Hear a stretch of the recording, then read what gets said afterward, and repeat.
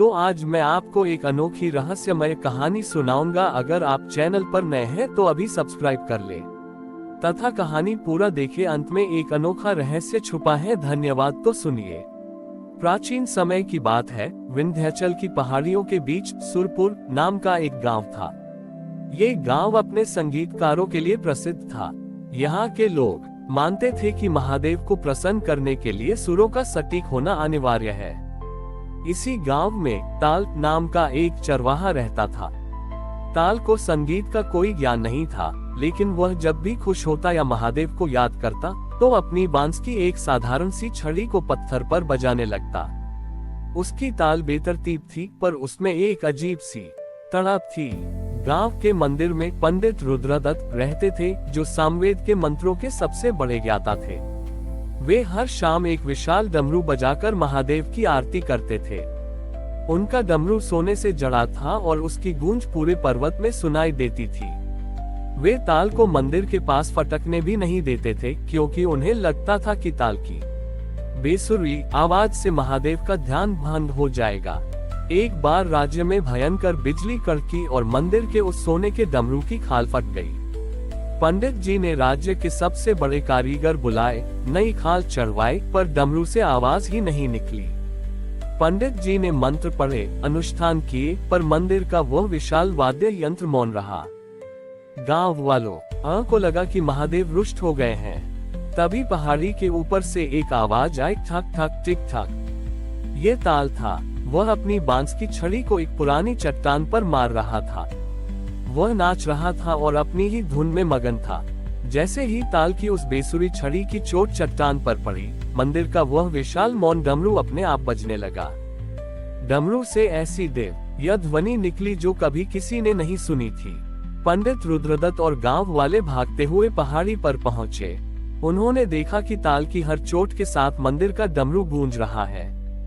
अचानक उस चट्टान के भीतर से महादेव का हाथ उभरा और उन्होंने ताल की उस साधारण सी छड़ी को पकड़ लिया। महादेव की गंभीर आवाज गूंजी, ग्रेटर देन रुद्रदत्त, तुम सुरों की शुद्धता में खो गए और संगीत की आत्मा को भूल गए। तुम्हारे डमरू में कला थी, पर उसमें ताल के हृदय जैसी सरलता नहीं थी।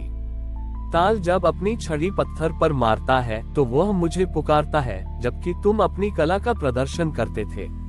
मुझे व्याकरण और रागों की जरूरत नहीं, मुझे वह नाद प्रिय है जो निस्वार्थ हृदय से निकलता है।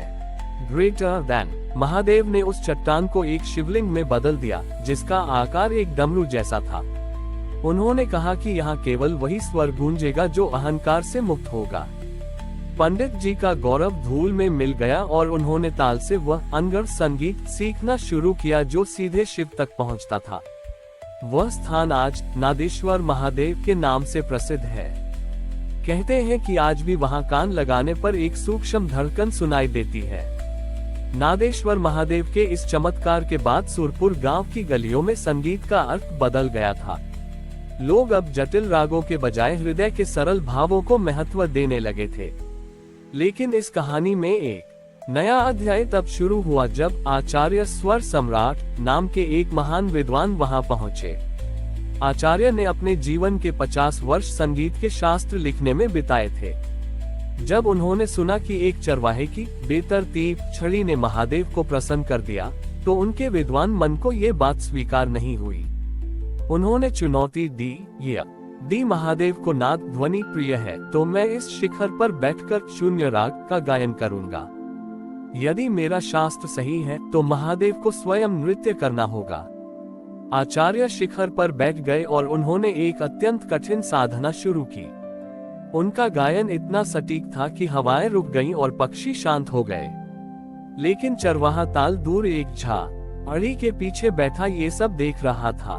उसने देखा कि आचार्य गा तो बहुत सुंदर रहे हैं, पर उनकी आंखों में भय अपनी प्रतिष्ठा खोने का।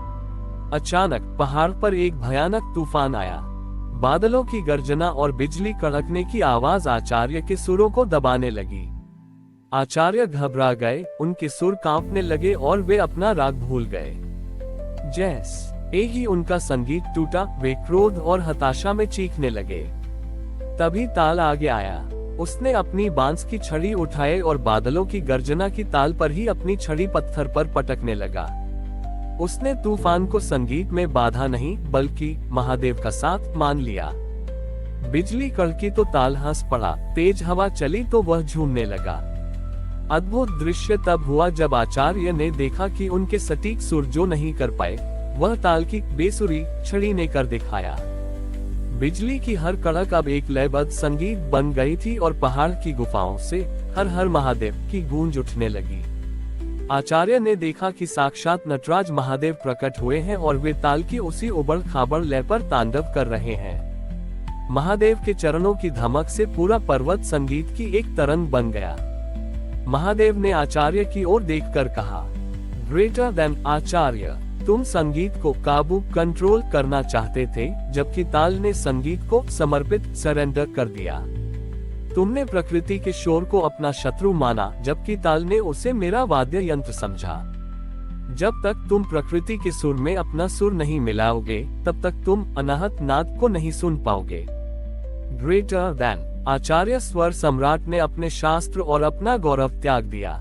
उन्होंने समझा कि सबसे बड़ा संगीत वह है जो ब्रह्मांड की आवाज के साथ एकाकार हो जाए। उन्होंने अपनी रेशमी पोशाक त्याग दी और ताल के साथ मिलकर पहाड़ों पर पत्थर बजाने लगे। नादेश्वर महादेव का वह मंदिर आज भी यह संदेश देता है कि दुनिया में कोई भी आवाज बेसुरी नहीं है। यदि हृदय में प्रेम हो तो पत्थरों की चोट भी महादेव का भजन बन जाती है और तूफानों की गर्जना उनकी आरती। हमारी और भी आध्यात्मिक एवं अनोखी कहानियां देखने के लिए हमारे चैनल पर जाएं तथा धार्मिक एवं पौराणिक अनोखी कहानियां हमारे चैनल पर है। कृपया जाके देखें तथा हमारे चैनल को सब्सक्राइब करके रखें और वीडियो लाइक जरूर करें। धन्यवाद।